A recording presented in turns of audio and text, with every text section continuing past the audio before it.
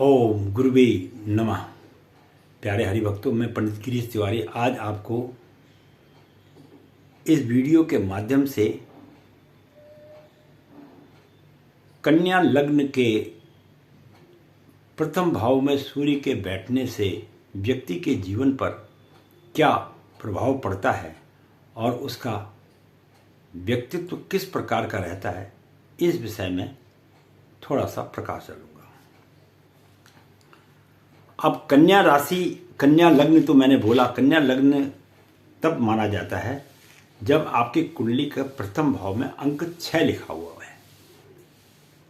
फिर सुन लीजिएगा, ये लग्न की बात करें ना कि राशि है। कन्या राशि अलग चीज है, लग्न अलग है, लेकिन राशियां भी 12 हैं और लग्न भी 12 हैं, यह भी आपको स्मरण करना चाहिए। अब अगर किसी व्यक्ति के प्रथम भाव में कन्या लग्न के अंतर्गत में व्यक्ति के सूर्य भगवान विराजमान हो जाए तो वह व्यक्ति के पूरे संपूर्ण शरीर की रचना की विशेषता बतलाता है। तो यहाँ पर सूर्य के विराजमान होने से अंक 6 है और वहाँ सूर्य बैठ जाए, लग्न जो है कन्या है, तो वह अपने मित्र की राशि में बैठे हुए हैं। तो सूर्य के प्रभाव से जो व्यक्ति है उसका शरीर थोड़ा सा दुर्बल होता है और वह जो है शानदार खर्च करने वाला भी पैसों के मामले में होता है। वो खर्चा वगैरह बहुत करता है, खर्चीला होता है, परंतु कभी कभी अधिक खर्च हो जाने के कारण उसको अपने जीवन में कुछ परेशानियों का सामना भी करना पड़ेगा। वजह जब तुम अगर खर्चा जरूरत से ज़्यादा करोगे तो परेशानियाँ तो आपके जीवन में आएंगी। तो वह जो है खर्च ज़्यादा करवा देता है यहाँ पर सूर्य बैठने के कारण। कब? जब कन्या लग्न हो और सूर्य विराजमान हो प्रथम भाव में। ये अकेले सूर्य के विषय में बता रहे हैं हम, फिर आप पंडित को दोष नहीं देना है। और हम जो बात आपको बताते हैं ये अकाट्य और जो है बिल्कुल सत्य बात है, बशर्ते उसके साथ दूसरे ग्रह बैठे हुए ना हो। क्योंकि दूसरे अगर जब दो आदमी बात करते हैं और उसके साथ तीसरा बैठ जाएगा तो फिर बात का आनंद नहीं आ पाता है। इसीलिए कहा जाता है कि पढ़ते समय 2 व्यक्ति होने चाहिए, ध्यान के समय 1 व्यक्ति होने चाहिए, और महफिल में तो कितने ही हो जाए वो अलग बात है।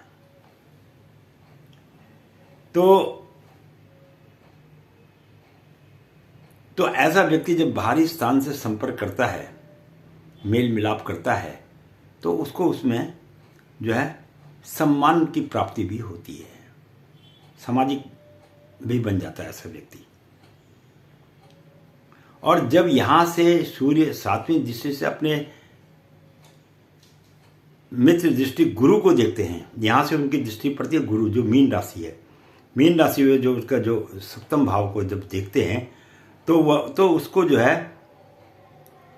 स्त्री से और व्यापार से कुछ असंतोष प्राप्त होता है और हानि का भी उसको अपने जीवन काल के अंदर में सामना करना पड़ सकता है।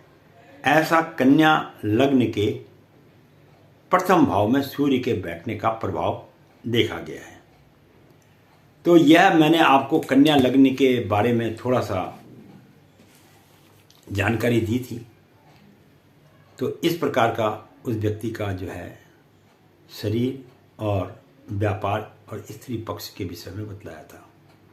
अब सबसे बड़ी बात यह है कि कई बार अब लोग कहते हैं कि कुछ हमें समस्याओं का भी समाधान बताइए कि जिसके कारण उनका जीवन सुखमय और आनंदमय रहे।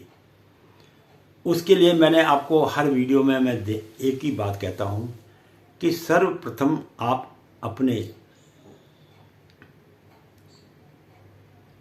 जो हमारे भगवान हैं, गणेश ब्रह्मा विष्णु महेश का नाम लीजिए। उसके बाद अपने पितरों का नाम लीजिए जिन्होंने तुम्हें इस पृथ्वी पर जन्म दिया है। उसके बाद आपको 9 ग्रह मंत्रों का जप प्रतिदिन 1 माला करनी चाहिए। जिस प्रकार आप बिना भोजन के नहीं रह सकते हैं, उसी प्रकार आपको बिना 9 ग्रह मंत्र के जप के बिना नहीं रहना चाहिए।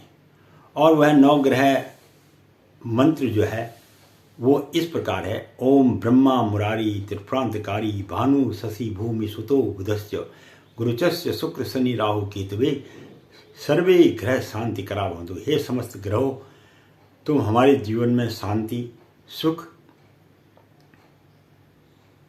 प्रदान करिए, ताकि हमारा जीवन शांतमय रहे, ना कि अशांतमय रहे।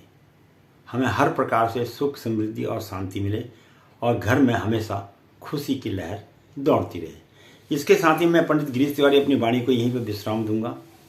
तो मैंने आपको कन्या लग्न के प्रथम भाव में सूर्य के बैठने का प्रभाव बताया है, तो इसका आप इन मंत्रों का जप करिएगा। बाकी सब जीवन का कार्य 9 ग्रहों पर छोड़ दीजिए, क्योंकि उन ग्रहों के प्रकोप के कारण ही मनुष्य जीवन में सुख और दुख की प्राप्ति करता है। यही अटल सत्य है।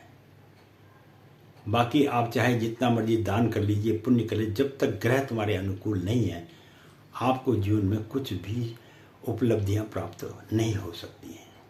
धन्यवाद।